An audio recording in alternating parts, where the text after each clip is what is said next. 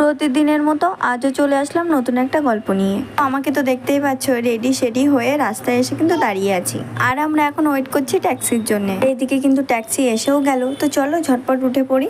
আর হ্যাঁ, এত সাজুগুজু করে ট্যাক্সি করে কোথায় যাচ্ছি সেটাই কিন্তু এখনো তোমাদেরকে বলা হয়নি। আর হ্যাঁ, কোথায় যাচ্ছি সেটা না হয় তোমাদের কাছে সারপ্রাইজ রইলো। আর এই যেখানটা দিয়ে যাচ্ছি আগে আমরা এখানে ভাড়া থাকতাম, তাই ভাবলাম চলো ছোট্ট করে একটা এই জায়গাটার ভিডিও নিয়ে নিই। আর এখানে মামামে ঠাম্মি ফোন করেছে কথা বলার জন্য, কিন্তু ওই কথা তো বলে না, জোর জবরদস্তি করে বলাতে হয়। আর এখানে দেখো মামাম যাওয়ার সময় বাচ্চাটার গায়ে ধাক্কা লাগাতে রিয়াকশনটা কেমন ছিল। হ্যাঁ, আমরা কোথায় আসলাম সেটাও কিন্তু এখনো বলা হয়নি। তো আমরা এসছি আজকে জুতে।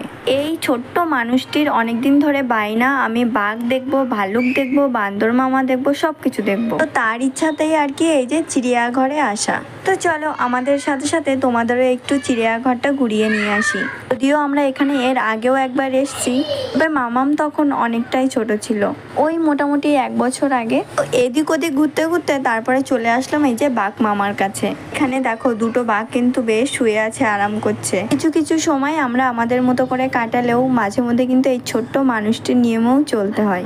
ওই বলতে পারো মাঝে মধ্যে তার খুশিতেই আমাদের খুশি। এর আগে যখন মামামকে নিয়ে এখানে এসেছিলাম তখন অতটাও বোঝার মতো ছিল না।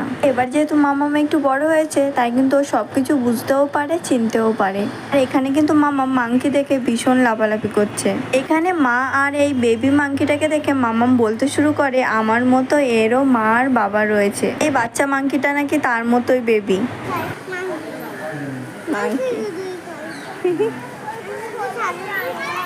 জানো তো মাঝে মধ্যে মামামের এরকম বায়নাতে আমাদেরও কিন্তু একটু বেশ ঘোরা হয়। এই বুট জুতো পরিয়ে নিয়ে আসাতে মামামের পা নাকি বারবার গরম হয়ে যাচ্ছিল।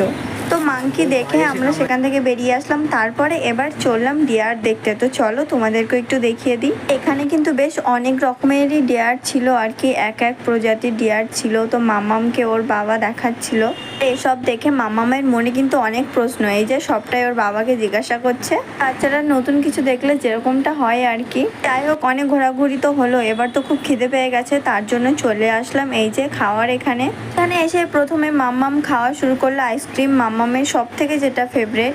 মামামের বাবা গেছে এখন খাবার অর্ডার করতে, তো তার জন্যই ওয়েট করছি বসে। প্রায় 5 থেকে 6 মিনিট বসে থাকার পরে এই যে মামামের বাবা আসলো এখানে খাবার নিয়ে। এখানে নিয়ে আসলো ধোসা।